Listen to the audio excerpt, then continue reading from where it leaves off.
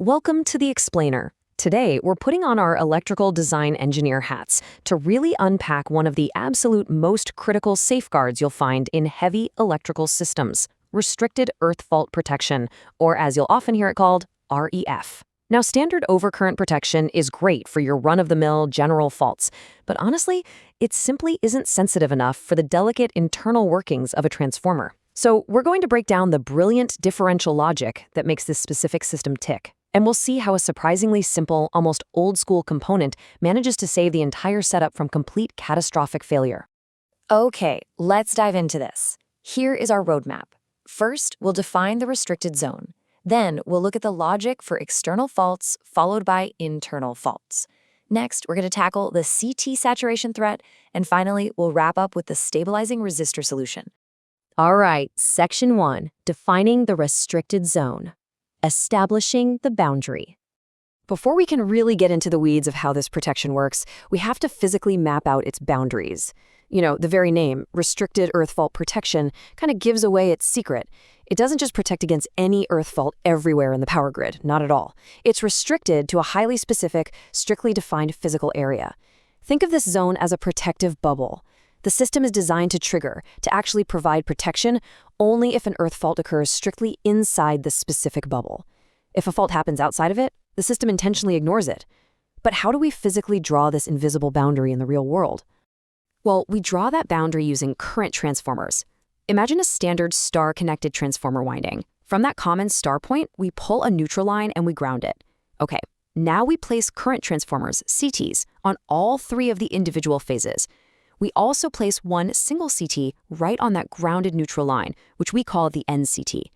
That physical space between those phase CTs and the neutral CT, that right there is your restricted zone. And the actual brain of this whole operation is the REF relay itself, which is very cleverly wired in parallel with all of these CTs. That parallel wiring, by the way, is the absolute secret sauce that makes the whole differential logic possible. Moving on to Section 2, logic for external faults, when to stay online. So, what exactly happens when things go haywire outside of our protective bubble? Picture this. An earth fault happens way down the line, completely outside our restricted zone. The fault current travels out through the phase CT, hits the fault location, and dumps right into the ground. But, as we know, electricity always needs a closed loop. So that fault current actually travels through the earth and comes right back up through our grounded neutral, passing directly through our neutral CT. Because the primary current is flowing out through the phase and up through the neutral, the secondary currents generated by these two CTs are forced to flow in opposite directions within our parallel circuit. And guys, the mathematical elegance of this design is just truly fascinating. Because the fault is external, the exact same amount of fault current is being seen by the phase CT and the neutral CT. They have a perfectly equal magnitude. But, as we just saw, those secondary currents are flowing in opposite directions. Equal magnitude plus opposite direction equals complete cancellation. They perfectly nullify each other. The result? Zero secondary current flows into our REF relay. The relay stays quiet, the circuit breaker doesn't trip, and the system correctly stays entirely online.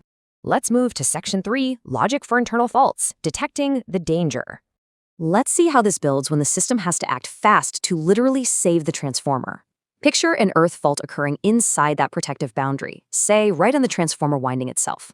The fault current leaks directly to ground from that internal point. Notice what's missing here? The fault current went straight to ground before it ever even reached the phase CTs. However, it still has to complete its loop, right? So it travels through the earth and comes back up through the neutral CT. This means the neutral CT is suddenly seeing a massive fault current and generating a huge secondary current, but the phase CTs is seeing absolutely nothing.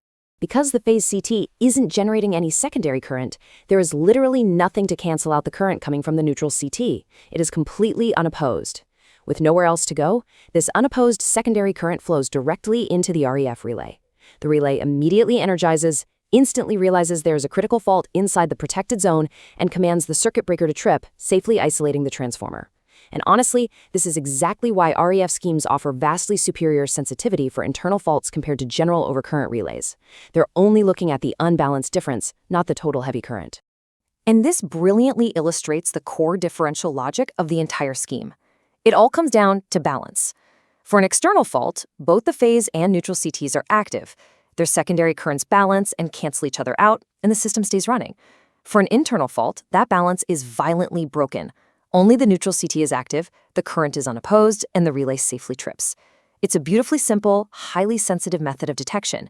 But, as any design engineer knows all too well, reality is rarely perfect.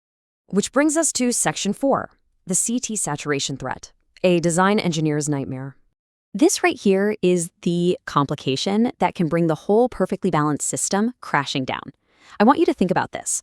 What happens if an external fault is so incredibly massive, the fault current is so impossibly high that it physically overwhelms the phase current transformer? We call this CT saturation.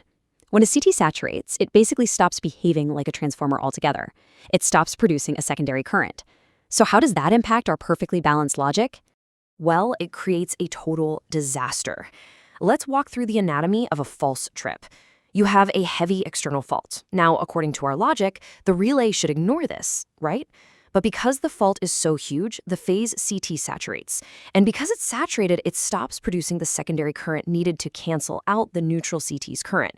Even worse, that saturated phase CT's electrical impedance, its resistance to current flow, drops to near zero. So now you have this massive unopposed secondary current coming from the neutral CT, and it flows straight into the relay. Boom, the relay energizes and trips your breaker.